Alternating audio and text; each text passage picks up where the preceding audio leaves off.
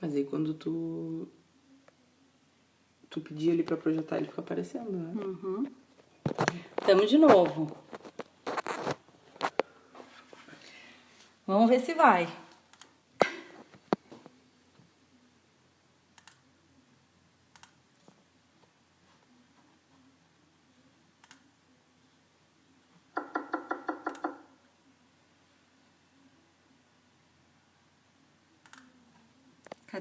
Cadê?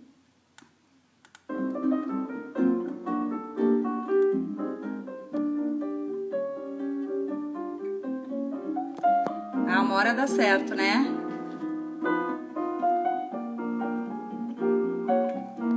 Deixa eu ver quem pediu o vídeo. Vânia. E outras duas, né? Visualizar.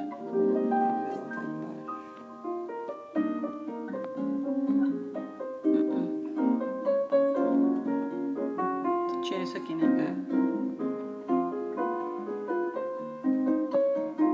Boa noite, pessoal. Ó, Laura lá do Uruguai, coisa boa. Vamos ver quem tá chamando. Tô esperando a Sandrinha agora.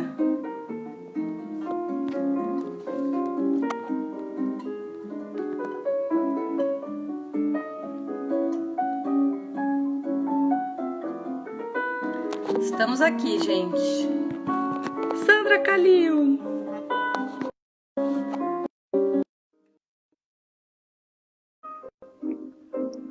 Ai, gente, coisa boa. Ana, agora vai dar. Não sei. Agora Oi, amiga. falhar. Agora não vai mais amor. falhar. Só você me pôr numa live. Nem na sociedade, só você. Tanta emoção que a gente não consegue nem conectar, né? Os anos juntas, de tanto amor, de tanta união, não é? Que é choque de energia. É um amor imenso. E uma parceria, entendo, de trabalho e de vida que é... Sim, momentos na alegria e na tristeza, melhor coisa da vida. Né, amiga? Eu tenho... Com certeza. Amiga. A odontologia me trouxe assim... Fala. Para mim também, me trouxe você. Os amigos, tantos ex viraram amigos, tantas pessoas, marido, né? O nosso marido. Nosso marido. Coisa boa, gente. Coisa boa. Não, sem dúvida. O pessoal tá falando que tá falhando. Sabe o que eu vou fazer? Eu vou ficar quieta agora. Tá cortando, não sei porquê, eu acho que é hoje. O dia, a internet tá travando muito ainda. Sabe o que eu vou fazer? Eu vou sair daqui. Deixa eu ver se eu fechar. Não dá. Não sei fechar. Tem um monte de coisa que eu descobri que eu não sei hoje. Entendeu? Que eu tenho que aprender. Mas, nosso tema, as pessoas estão esperando com... Já tem quase 200 pessoas só aqui, fora o que já está assistindo atrás, né? Então... Não, tô falando na nossa. Da nossa mesmo. Já tem um montão de gente aí te esperando.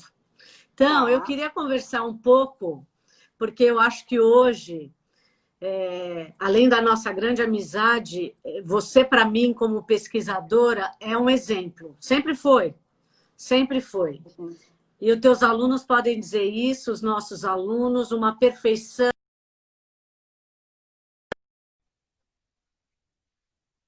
E o mestrado e o doutorado na USP, né? Sempre juntas. Então, eu acho que hoje vamos fazer um livro que vai ficar maravilhoso.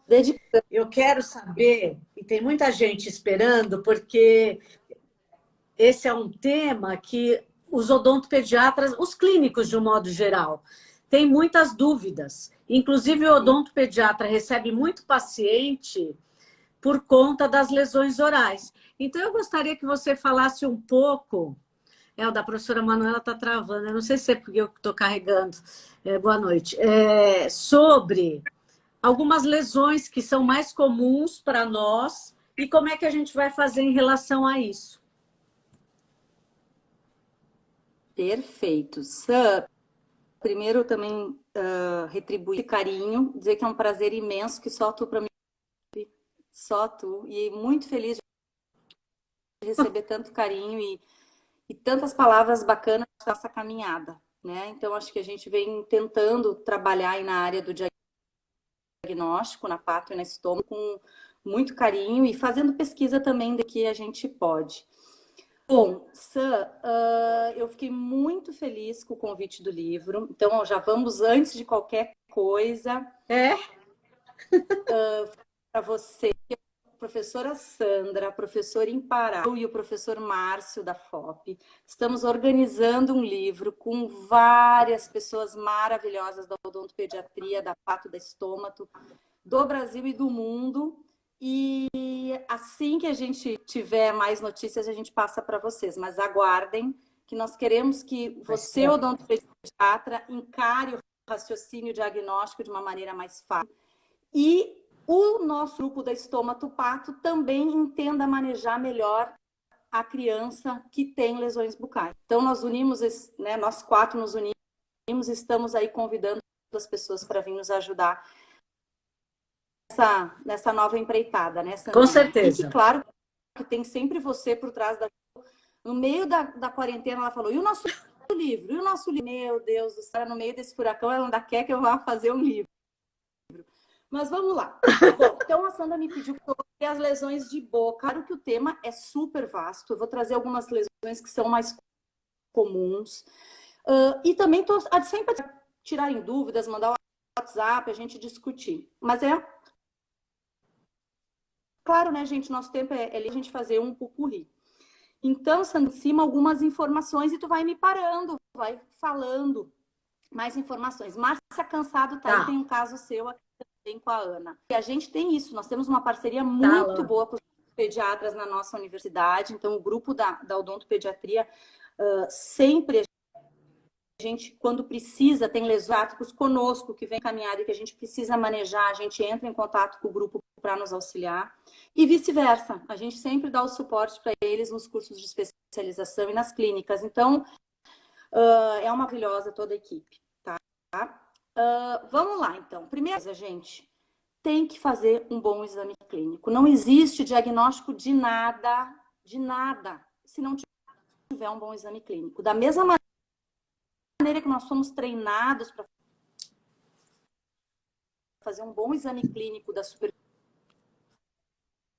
dentais, para dizer isso é uma cárie assim, assado, é uma cárie ativa, uma cárie crônica, para lesão é a mesma coisa, é só uma questão de treino, tá?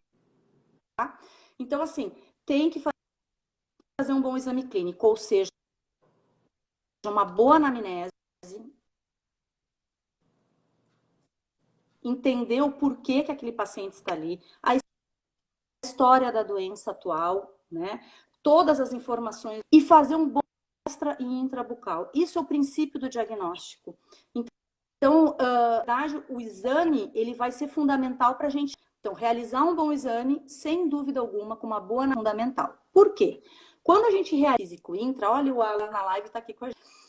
Quando a gente realiza o exame físico intrabucal e nós nos deparamos com lesões, nós temos que saber tentar identificar as características dessas lesões. E aí, gente, da mesma maneira que eu acho que está travando muito a live, estão falando que está travando muito, mas aqui o Felipe está do meu lado e diz que está indo, tá? Nós identificamos uma lesão, é muito importante que o clínico ele saiba descrever essa lesão. Então, a descrição da lesão fundamental, ela é muito importante. Porque se você me telefona, se você quer que eu te auxilie, você tem que me descrever adequadamente essa lesão. Então, fazer a descrição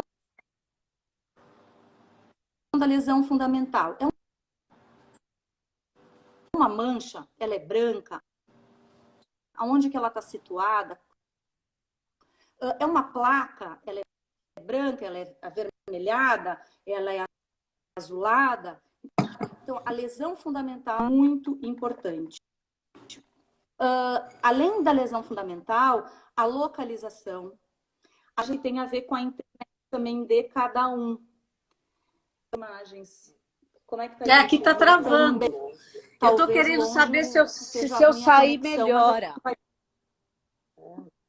Não sei se eu acho que sair melhora, né? Você entrar sozinha? Gravada a live, pessoal. Eu acho que nós estamos com um problema grande de conexão nas lives em geral hoje. Acho que deve estar muito cheio. Ô, Como é que turma, tá aí? como que eu saio? Eu vou pôr foco. Põe foco no slide. Eu vou sair, você entra sozinha, tá? Eu tô vou no sair. Wi-Fi. Alguém perguntou. Eu tirei do Wi-Fi, o meu tá no 4G. Põe no 4G. Consigo fazer assim? Só no 4G.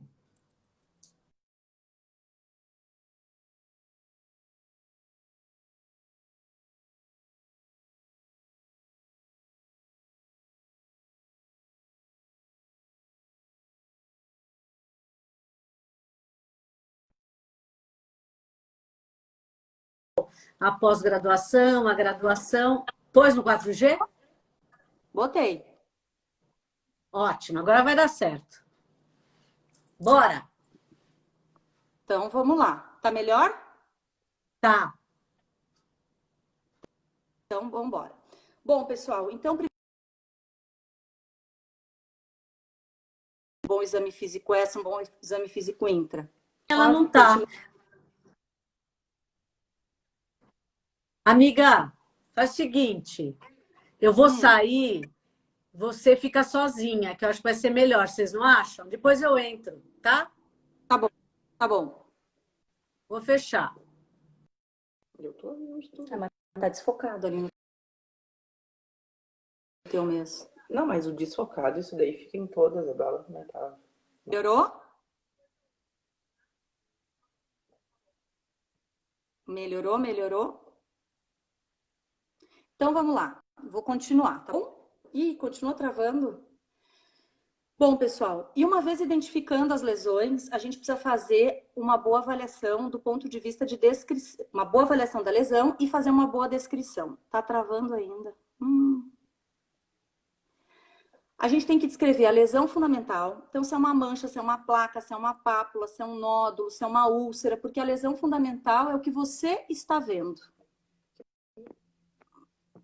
Foi todo mundo falando que está desfocado, mas aqui tá bom. Eu acho que é da internet. Com certeza da internet, não tem muito o que fazer. Minha primeira live está complicada. Os slides estão super bem focados. Oh, meu Deus. Então, vamos lá. Eu vou continuando, pessoal. Depois a gente pode fazer outro canal. Tá todo mundo dizendo, melhorou. Melhorou? Muito bem. E uma vez, então, identificando como nesse caso dessa imagem, a gente tem uma lesão nodular, em gengiva, de superfície ulcerada, de coloração em áreas avermelhadas. O paciente não referia sintomatologia, não tinha recorrência. Então, esses dados a gente necessita, precisam ser informados, né? Para uma consulta, por exemplo, que vocês fazem com o estomatologista, ou precisam ser realmente identificados para que a gente possa formular hipóteses diagnósticas. Então, a gente realmente precisa fazer uma boa anamnese, saber se o paciente está ali por uma queixa dessa lesão, o que muitas vezes não é verdade, muitas vezes eles vêm por outras queixas, e no exame físico é que a gente identifica a presença das lesões, e uma vez identificando, nós temos que realmente descrever elas adequadamente. Uma vez que a gente identifique a lesão e descreva a lesão, nós precisamos formular hipóteses diagnósticas. Mas por que eu preciso formular uma hipótese diagnóstica? Porque dependendo da hipótese diagnóstica que eu tiver, eu vou escolher se eu preciso fazer um exame complementar ou se essa minha hipótese clínica, ela realmente já sustenta um diagnóstico, ou seja, eu não preciso de nenhum exame. Por exemplo, eu examino, identifico uma lesão e suspeito de uma candidíase. A candidíase, o diagnóstico pode ser clínico. Eu não preciso fazer nenhum tipo de exame complementar. Então, eu posso seguir para uma conduta terapêutica. E existem casos em que eu identifico, descrevo, formulo hipótese diagnóstica e que, na verdade, eu vou precisar, então, frente a essa hipótese diagnóstico, decidir se eu vou solicitar algum exame complementar, seja ele de imagem, principalmente a lesões intraósseas, seja uma biópsia ou algum exame de sangue, algum exame sorológico, por exemplo. Em termos de clínica de estomatologia, o que a gente mais acaba fazendo no dia a dia são procedimentos de biópsia, do tipo incisional ou excisional, dependendo da hipótese. Então, vejam que você examinar e você consultar o seu HD para formular uma hipótese diagnóstica é fundamental. Porque, mediante essa hipótese diagnóstica, é que você vai escolher o passo seguinte. Vai fazer exame complementar ou não vai? E qual exame? Dentro desse exame, por exemplo, uma biópsia, é uma lesão única, sem suspeita de malignidade, eu posso fazer uma biópsia excisional. Ah, são múltiplas lesões, são lesões, por exemplo, ulceradas múltiplas. Eu vou escolher, por exemplo, uma biópsia incisional. Ou eu tenho uma lesão única, mas com suspeita de malignidade, eu vou escolher uma biópsia incisional. Então, a incisional, eu vou escolher uma parte da lesão para obter um fragmento, e a excisional, eu vou remover toda a lesão. Muito bem. Então, no momento em que eu decido, frente à minha hipótese diagnóstico, que eu vou fazer ou não uma biópsia, eu vou estar determinando se o meu diagnóstico eu vou estabelecer a partir só da clínica ou se eu vou necessitar dos achados histopatológicos. Então, o diagnóstico, em algumas situações, ele é puramente clínico, em outras situações, eu preciso fechar o diagnóstico juntamente com os aspectos histopatológicos. E às vezes com exames de imagem, e às vezes com exames sanguíneos. Então, cada caso, a partir da hipótese diagnóstica, é que nós vamos conduzir o raciocínio como um todo na semiotécnica, tá? Muito bem. E uma vez estabelecido o diagnóstico final, a gente realmente vai poder fazer o tratamento adequado, estabelecer um prognóstico e reavaliação dos nossos pacientes. Então, esse, na verdade, gente, é o raciocínio diagnóstico que a gente faz para todas as lesões de boca. E se a gente pula alguma dessas etapas, é muito ruim, porque, na verdade, a gente pode estar deixando de realizar exames adequados e o estabelecimento também do diagnóstico adequado. Aqui fica um pouco pequeno, mas eu posso também depois disponibilizar para vocês todas essas pesquisas, mas para mim é um momento, assim, quando a gente para estudar e separar a literatura, de muita felicidade poder ver como os grupos brasileiros da área de estômato e patologia realmente são líderes mundiais na produção de conhecimento. Então aqui, quando eu fui buscar pesquisas, levantamento de lesões bucais em crianças e adolescentes, eu me deparei com inúmeros trabalhos e muitos trabalhos excelentes de grupos brasileiros. Então, a gente tem um trabalho ali, o primeiro trabalho é um trabalho da FOP, realizado com biópsias, sob orientação do professor Pablo. Nós temos um trabalho também orientado pela Ana Paula Sobral, excelente também com a equipe lá de Pernambuco, trabalhos da Érica, lá de Natal. O nosso grupo mesmo está realizando esse tipo de estudo. Então, o que esses trabalhos nos mostram, né? Eles estão nos mostrando que a gente tem um perfil de lesões nos nossos pacientes e é importante a gente conhecer para entender o que a gente vai ter mais prevalente na clínica odontopediátrica. Esses trabalhos, a maior parte deles, eles vêm de biópsias que foram realizadas e enviadas geralmente para as faculdades de odontologia que tem o serviço de anatomia patológica, tá? Então, esses aqui são diagnósticos que necessitaram da biópsia, né, e da avaliação histopatológica como um exame complementar. Existem outros trabalhos que também foram realizados, só que mais clínicos. Do ponto de vista de histopatologia, nós temos, por exemplo, esse trabalho do grupo da FOP. Espera aí que eu vou desabilitar os comentários. Fê, me ajuda aqui.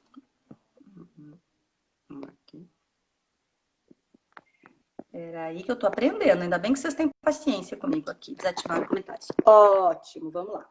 Esse trabalho é um trabalho bem interessante do grupo da FOP, onde eles avaliaram então, essa distribuição de lesões orais e maxilofaciais em pacientes pediátricos. Então, aqui no grupo, especificamente no área de histopatologia da FOP. Eles observaram 2.539 biópsias de pacientes pediátricos. Isso significou, dentro do universo como um todo, em torno de 7,4% das biópsias. O que a literatura tem nos mostrado? 10% das biópsias analisadas por patologistas vêm do grupo pediátrico. E dentro desse grupo de lesões, nesse trabalho especificamente, eles nos mostram que a mucocele é a mais prevalente, que é uma doença de glândulas salivares, Que outras doenças de mucosas, principalmente lesões reacionais, são bem importantes também, e cistos odontogênicos. Então, o que eu vou comentar com vocês? Algumas dessas lesões mais comuns, e trouxe também algumas que são mais incomuns e que são bem importantes para o grupo pediátrico, tá? Deixa eu só ver aqui onde eu parei nos meus slides. Aqui. Esse é um trabalho de um grupo italiano que mostra a parte de diagnóstico clínico, porque isso a gente não tem muito aqui no Brasil, trabalhos de clínica. Peraí, vou precisar disso aqui, Fê. Nesse trabalho é bem interessante porque eles fizeram, então, acompanharam a parte clínica de um grupo de pacientes numa universidade e eles acompanharam de 13 a 18 anos. O que me chamou bastante atenção, fora as lesões? 52% dessas crianças, desses adolescentes fumam. 22% fumam e 52% já consomem bebida alcoólica. Pensando em várias lesões mais lá para frente, a gente tem um grupo aqui de risco, principalmente no que diz respeito a câncer de boca, enfim, e outras lesões. Quando a gente vê o que eles descrevem do ponto de vista clínico, é um pouquinho diferente do que a gente viu lá no perfil das biópsias. Por quê? Porque aqui no clínico ele está encontrando afta, úlcera traumática, herpes, que ninguém biopsia. Ali no trabalho, por exemplo, da FOP, tu não vai encontrar diagnóstico de afta, porque é um diagnóstico clínico. Então, tem dois grupos grandes de lesões. As lesões que a gente vê clinicamente, que eu vou comentar com vocês primeiro, e depois as lesões que a gente realmente precisa biopsiar, tá? Das lesões do ponto de vista clínico, pessoal, sem dúvida alguma, essas que estão listadas aqui, úlcera traumática, úlcera aftosa recorrente, herpes, candidíase, língua geográfica, hemangioma são as mais comuns. Mas são super importantes que você, que é odontopediatra, no dia a dia maneje essas lesões. Você não realmente, essas lesões não precisam ser encaminhadas para o estomatologista. São lesões que vocês realmente no dia a dia veem mais no grupo pediátrico, até mesmo do que nós, tá? Então, a úlcera traumática é preciso identificar. Aqui nesse slide, se vocês estiverem conseguindo ver com mais detalhe agora, a gente tem uma úlcera exatamente no ponto onde o trauma incidiu. Então, na úlcera traumática, geralmente são lesões únicas, no local onde eu consigo identificar o trauma presente, e foi um trauma agudo, de forma que arrancou um pedaço, né? Arrancou a mucosa. Então, a gente gerou uma solução de continuidade.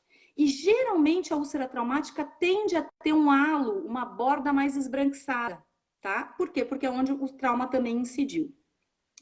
Essas lesões são lesões doloridas, bem dolorosas, perdão, e que podem afetar qualquer boca. Se comer um queijo quente, grudou no palato, e quando tirou o queijo, arrancou metade da mucosa palatina, você vai ter uma área ulcerada inteira no palato. Se for na ponta da língua, se for na borda da língua, onde o trauma incidiu, tá? E nós vamos ver que isso é um pouquinho diferente, às vezes, de uma ulceração aftosa. O que nós temos que também ficar bem atentos, pessoal? Às vezes tem pacientes que realmente também se mutilam. Não é o caso desse. Esse aqui teve uma úlcera traumática bem grande. A gente tem domingo, segunda e terça o aspecto clínico dessa úlcera traumática, onde aqui nesse caso a gente usou a fotobiomodulação diária e usamos também uma pomada à base de camomila, que é o Admuc, que tem uma ação anti-inflamatória e antimicrobiana e que do ponto de vista de lesões ulceradas traumáticas, a gente tem indicado bastante a utilização. Então, eu tenho que identificar o trauma, retirar o trauma e acompanhar clinicamente esse paciente para ver se a lesão vai regredir e o diagnóstico ele é eminentemente clínico. Se for uma lesão que eu acredito que tenha trauma e à medida que eu vou acompanhando e tenho certeza que ele não está traumatizando, a lesão continua, opa, mudou. O meu diagnóstico clínico já não é mais, a minha suspeita diagnóstica já não é, e talvez eu tenha que realizar alguma outra investigação, tá? Dentre elas, a realização de uma biópsia ou investigar mais a condição sistêmica desse paciente. Tem casos, pessoal, que às vezes são mais desafiadores. Esse caso, por exemplo, a paciente exibia na região gengival bilateral áreas ulceradas. Num primeiro momento, a gente suspeitou de lesões de origem periodontal. Entretanto, é um paciente que tinha um bom controle de higiene, a gente reforçou e na reconsulta continuava igual. Nesse ponto, a gente começou a conversar mais ainda com os pais, estabelecer um vínculo ainda maior, e aí a gente começou a suspeitar do paciente estar se automutilando, estar se traumatizando. Isso não é muito comum em pacientes que não tenham comprometimento neurológico. Geralmente a automutilação ela está muito relacionada ao comprometimento neurológico. Mas a gente tem acompanhado muitos pacientes em situações de estresse, acredito que vocês, odontopediatras, mais ainda. Então a gente tem muitos distúrbios alimentares, muitos pacientes com ansiedade, com depressão e muitos acabam se automutilando. Então ficar atento, e a automutilação acontece muito nessa região gengival e com a utilização dos dedos. O tratamento, obviamente, que vai ser bem multidisciplinar, a gente precisa aí do pediatra, do odontopediatra, da psicoterapia, né, do psicoterapeuta junto, e tentar, de alguma maneira, reverter este quadro. Existem situações como essa outra, que a gente vê um crescimento tecidual com ulceração nessa região de ventre de língua. É um caso da professora Márcia, que inclusive está aí nos ouvindo, e da Ana Rita, lá do CEL de PNE da nossa faculdade. Um paciente de 2 anos e 4 meses que tinha síndrome de Cornélia de Lange e que tem distúrbio neurológico. E que estava realmente fazendo um movimento com a língua nos incisivos inferiores e que acabou resultando nesse crescimento exacerbado tecidual. O que é bem importante também a gente pensar? Paciente jovem, né, crianças e adolescentes, eles têm um componente hormonal bem diferente do adulto. Então, frente a determinados tipos de estímulos, existe a tendência de a gente ter crescimentos teciduais. Então, eu vou ver granulomas piogênicos, crescimentos teciduais exacerbados muito mais facilmente em pacientes jovens. Então, aqui a gente tem tanto um quadro hiperplásico de crescimento tecidual, como um quadro de ulceração, tá? Nesses pacientes, obviamente, tem que remover o trauma. Vamos lá para o próximo. Por outro lado, a gente tem outros quadros de ulceração em boca. Aqui já é um quadro diferente, é o quadro de ulceração aftosa recorrente, que na verdade é uma doença que tem vários fatores associados com o seu desenvolvimento. A gente não tem um único fator, né? Então ela é multicausal e que tem uma relação bem forte com alteração imunológica. Esses pacientes, geralmente a gente vai ter mais na adolescência, é difícil a gente ver as crianças tendo bastante ulceração aftosa, a gente vê muito mais o adolescente iniciando na adolescência, mas algumas crianças abaixo de 10 anos também podem ter, e a gente vê múltiplas ulcerações rasas, pequenas, circunscritas, aí de 0,5 milímetro, e vejam com o halo eritematoso em volta. Esse halo eritematoso nos ajuda, às vezes, a diferenciar realmente da parte traumática, que normalmente tem uma área hiperceratótica, hiperqueratótica em volta. São lesões extremamente sintomáticas, e aqui a anamnese é fundamental. A recorrência, o paciente ter isso recorrente, chama para um quadro de ulceração aftosa recorrente e não tanto para um quadro de úlcera traumática, tá? Em termos de manejo clínico, isso vai depender do número de recorrências que esse paciente tem no ano, mas normalmente o que a gente faz é muito mais controle local, tanto manter higienizada essa boca, como às vezes algum produto que nos auxilie na cicatrização mais rápida, tá? Aqui eu vou mostrar um outro quadro, então, claro que nos slides vão ficando pequenos, né, quando a gente coloca várias imagens, mas a afta, ela tem uma característica de afetar muito a mucosa não ceratinizada, apesar que, eventualmente, tem pacientes que apresentam também em palato, por exemplo. Mas, geralmente, são múltiplas ulcerações rasas sintomáticas em mucosa não ceratinizada. Pacientes jovens e com um histórico aí de recorrência, certo? Muito bem. Agora, o que nós temos que ficar atento? Toda úlcera, né, na boca vai ser afta? Não, gente. Então, a gente tem pacientes que às vezes têm essas múltiplas ulcerações, mas que podem ter outras manifestações, e aí que a gente tem que ficar alerta. Nem tudo que a gente vê como úlcera em boca são aftas, tá? Então, aqui é um caso de um paciente jovem que tinha múltiplas ulcerações bucais, mas que também tinha desconforto intestinal e lesões genitais.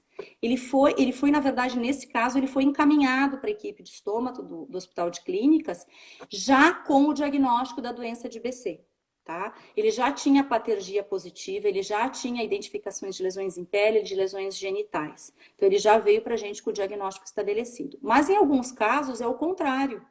É o odontopediatra, é o cirurgião dentista, é o estomatologista que vai identificar e vai desconfiar dessas múltiplas ulcerações, dessas ulcerações recorrentes, e aí a anamnese é fundamental. Quando a gente vê o úlcera em boca, tem que fazer algumas perguntas. Quando que essa ulceração começou? Ela é recente? Ela é aguda? Tem recorrência? Tem lesões em pele? Teve febre? Usou medicamentos? Por quê? Porque aí nós vamos colocando o nosso raciocínio diagnóstico. E aguardem que lá no nosso livro nós vamos fazer toda essa construção do raciocínio diagnóstico em cima de todas essas lesões. Então, aqui fica a atenção. Nem toda úlcera em boca vai ser afta, portanto, fiquem alerta. Sempre descartem trauma, pensem no mais simples, né? A primeira coisa, pensem em trauma, descartem. Descartem ulceração aftosa recorrente, mas fiquem de olho em manifestações sistêmicas, porque eventualmente a gente tem outras doenças associadas, tá bom? Outra lesão que é bem comum na prática clínica é o herpes. Hoje mesmo eu respondi algumas perguntas para o pessoal da revista Crescer, para Amanda, justamente porque é uma das grandes dúvidas dos pais. Ah, meu filho tem estomatite, né? Estomatite. O que são essas estomatites? Estomatite é qualquer quadro inflamatório em boca. Todas essas lesões que nós estamos vendo são estomatites. A gente recebe da escola, atenção, um coleguinha do seu filho teve estomatite. E aí? Que teve estomatite? Qual estomatite? Se for uma candidíase, ele não precisava nem ter faltado a aula. Ah, mas se é uma estomatite causada pelo herpes simples, é uma manifestação primária, é diferente. Então, a gente tem que dar nome aos bois. Qual estomatite esse paciente tem? Então, por exemplo, o paciente pode apresentar uma manifestação primária de herpes. Aqui nessa foto, a gente tem uma manifestação recorrente, que é o herpes labial recorrente, clássico, com essas múltiplas vesículas que se rompem, tendem a vir sempre no mesmo local onde ocorreu a infecção primária, e depois ele vai ficar latente e ele vai ter essa recorrência normalmente no mesmo local. Em situações de alteração imunológica, pode eventualmente vir dentro da boca ou mudar um pouco essa localização e se tornar mais severa. Aqui nessa imagem, a gente tem um quadro bem característico de manifestação primária do herpes, onde o paciente geralmente a queixa, e ele procura o odontopediatra com queixa de meu filho não consegue comer. Deve ser dente. Então, geralmente, eles acham que é dente. Quando a gente vai examinar, realmente a criança está com desconforto, porque está com múltiplas ulcerações rasas na boca, tem um quadro de eritema gengival bem importante, e às vezes a gente vai examinar, tem lesão ulcerada pela boca inteira. Aqui, se a gente observar no lábio desse paciente, também tem uma crosta, provavelmente teve uma vesícula, inclusive rompeu e formou uma lesão ulcerada, uma lesão crostosa. Vamos ver um outro caso, um caso ali da nossa clínica. Era um paciente que fazia ortodontia ali na clínica de orto da nossa faculdade e nos chamaram para fazer a avaliação, justamente era um adolescente que estava lá em controle com eles, né, no controle mensal, e que apresentava essas múltiplas ulcerações em lábio, em mucosa jugal direita, esquerda, em palato e aquela vermelhidão gengival. Então, um quadro clínico bem clássico de uma manifestação primária do herpes. Como que a gente pega? Quando a gente entra em contato com pessoas que estão com lesão ativa. Então, se tiver uma... Eu até perguntei para esse menino se ele tinha beijado alguém, né? Claro que ele não me contou que ele tinha beijado alguém, mas, na verdade, o contato com uma pessoa com lesões ativas. O que a gente orienta muito os pais que têm herpes? Cuidado, essa história de beijar filho na boca não é só a doença cárie ou outras coisas, mas o herpes também. Então, muito cuidado, um pai que tem herpes, não assoprar comida para o filho, porque a saliva está cheia de vírus. No beijar o filho, no utilizar o mesmo canudo, o mesmo garfo, a gente pode estar contaminando. Até mesmo a criança que vem à noite para a cama dos pais, vem, encosta na boca da mãe e pode inocular e se contaminar. Geralmente a manifestação primária, ela ocorre principalmente em crianças bem jovens, abaixo de 5 anos de idade, até por uma questão do sistema imunológico ainda mais imaturo. Mas pode acontecer em adolescentes também, tá? E aqui a gente vê o herpes labial recorrente, que tende na adolescência a aparecer realmente de uma forma mais importante, onde ele começa com áreas primeiro de coceira, de vermelhidão local, então aquele prurido, ardência no local, e horas depois as vesículas aparecem, elas se juntam, se coalescem, rompem e deixam áreas ulceradas que formam crostas por estarem em contato com o meio ambiente, tá? O manejo dessas lesões de herpes, pessoal, geralmente a gente usa no herpes labial recorrente o aciclovir, né, que é o antiviral mais utilizado, tópico ou sistêmico. tá? E no ponto de vista de manifestação primária, o nosso cuidado ele é muito mais local, manter limpo. Se a criança, ela geralmente tem febre, tem linfadenopatia, a gente mantém ela em casa. Cuidado para a criança não ficar botando a mão na boca, nos olhos, porque ela pode inocular em outras regiões. E principalmente, se tem febre, cuida da febre. E cuidado, porque a criança muitas vezes para de comer e beber. E esse é um problema muito grande. Se ela parar de beber, a criança desidrata rapidamente. Então, mesmo que ela não coma 1, 2, 3 dias, a gente tem que segurar pelo menos a hidratação, tá? Mudar a alimentação, tirar condimento da alimentação, deixar uma alimentação mais pastosa, mais fria, que seja mais palatável nesse momento, tá? Em alguns casos, mesmo na manifestação primária, a gente pode necessitar de uso de antiviral. Bom, em termos de outras lesões clínicas, a candidíase é mais comum em bebês, principalmente em recém-nascidos. Eu não tenho muitas imagens, então eu trouxe mais as imagens dos adolescentes, que às vezes chegam para a gente.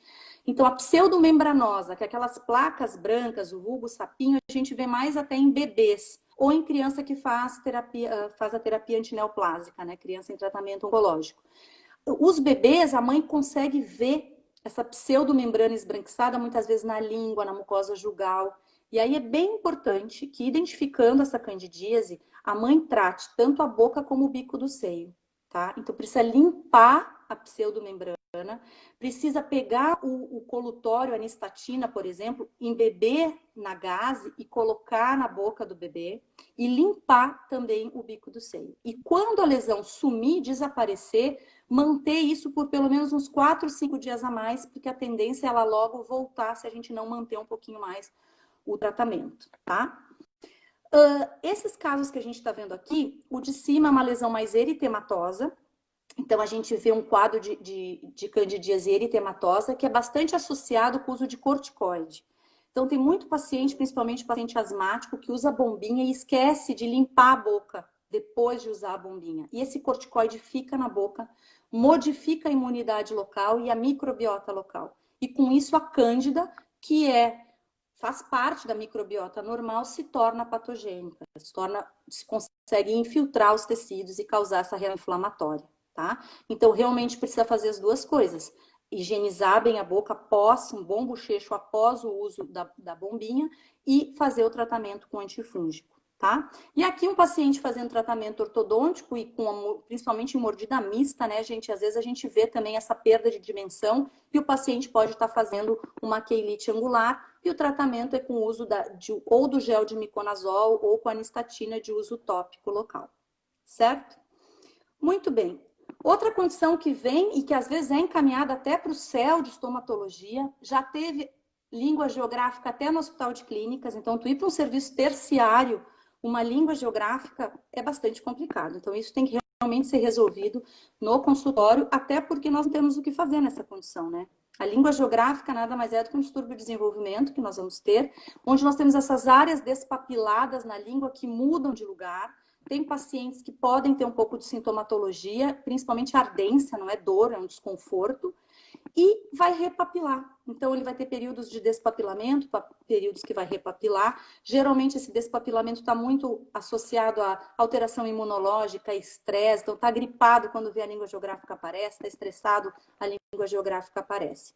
Muitos casos aparecem junto com a língua fissurada. Daí nós temos que manter a higiene da língua e também aguardar a repapilação dessa língua. Então, não precisa biopsiar, o diagnóstico é clínico e não tem o que fazer, tá? Ela vai repapilar sozinha. Eventualmente, se ele tiver com algum desconforto, a gente já leu que tem pessoas que prescrevem um corticoide tópico, a gente prescreve o Adimuc, para dar uma acalmada na superfície dessa lesão, dando uma ação anti-inflamatória e tentando estimular o reparo um pouco mais rápido, tá? Do ponto de vista clínico, gente, uma outra patologia que pode acontecer são os hemangiomas, tá? Os hemangiomas são essas lesões vasculares, então elas vão ter esse componente mais azulado, mais vascularizado, o tamanho e a quantidade repercutir no aspecto clínico, então o tamanho do diâmetro dos vasos, se é um hemangioma capilar ou cavernoso, muda um pouco o aspecto clínico, mas o que a gente tem que identificar é que são lesões de origem vascular. que eu posso fazer na clínica para ter certeza que isso é uma lesão de origem vascular? Eu posso fazer uma pressão, que a gente chama de vitropressão ou diascopia. Eu pego uma lâmina, se você não tiver uma lâmina histológica, que quase ninguém tem no consultório, pode ser a própria placa de vidro, e pressiono essa lesão. Se for uma lesão vascular, o sangue ele vai ser empurrado e vai isquemiar, então vai mudar a cor. Então, provavelmente, você está diante de uma lesão vascular. Aqui, o seguinte cuidado. Manu, eu posso fazer procedimento cirúrgico para tirar a lesão vascular? Gente, até pode, mas eu tenho que ter certeza que ela está bem localizada. Então, o que a gente faz normalmente? A gente esclerosa esses vasos. Existem substâncias esclerosantes, então a gente pode usar o etamolim, que é uma substância esclerosante. Eu recomendo, inclusive, que vocês leiam um artigo do grupo ali da FOP, o Márcio, que eu acho que coordenou esse trabalho, bem legal, onde ele faz toda uma descrição de quanto colocar dentro das lesões, tá? Daqui um pouco vai interromper a live e a gente começa de novo mais um pouquinho, já que a gente demorou para se conectar, tá bom, pessoal?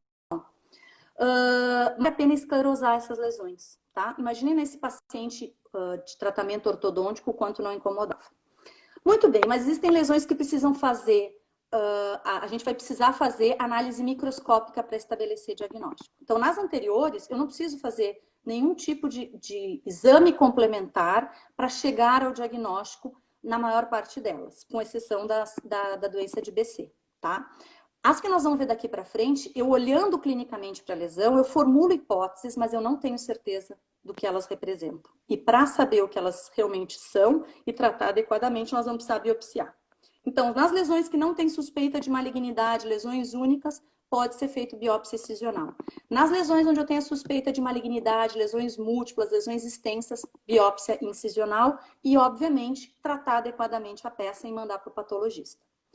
Lembram do trabalho do Pablo que eu comentei anteriormente? Naquele trabalho, as hiperplasias foram, sem dúvida, dentro dessas lesões de mucosa, as mais prevalentes. Tá? Então, as hiperplasias inflamatórias, crescimentos residuais relacionados a trauma, e a boca, a gente desconta muito trauma na boca, tá todo mundo sempre se mordendo, cutucando, criança da mesma forma, enfiando, colocando tudo na boca. Esses crescimentos reacionais teciduais, essas hiperplasias acontecem muito. A conduta é formular a hipótese de hiperplasia, remo ou de outras lesões, né? A hiperplasia versus granuloma piogênico versus fibroma ossificante, biópsia excisional e manda examinar. Porque muito quadro com suspeita de hiperplasia já recebeu outros diagnósticos de outros tumores, geralmente tumores benignos, tá? Ficar atento para a hiperplasia gengival. Os pacientes que utilizam determinados medicamentos, como por exemplo a fenitoína, tendem a ter muita hiperplasia gengival, tá? Atenção para essa lesão. Esta é uma lesão que é relativamente rara, relativamente nova a descrição, a identificação. Então, é a hiperplasia gengival espongiótica juvenil. Esse é um quadro também que a gente viu lá na clínica da faculdade. Ele vai ter essas máculas, essas manchas ou pápulas avermelhadas na região gengival, podem ser únicas ou às vezes bilaterais em pacientes jovens, pacientes adolescentes. Não se sabe exatamente todo o mecanismo de desenvolvimento dessa doença e, inclusive, em termos de conduta terapêutica, tem uns 15 casos na literatura, o grupo da FOP também acabou de reportar alguns, onde algumas regridem sozinhas, outras com o corticoide tópico. Então, a gente ainda não tem um tratamento definido, não se sabe exatamente o que ela representa, mas a gente vê um quadro inflamatório gengival, meio com a superfície toda irregular. Então, nós vamos dar uma encerrada aqui, eu vou abrir de novo, tá bom?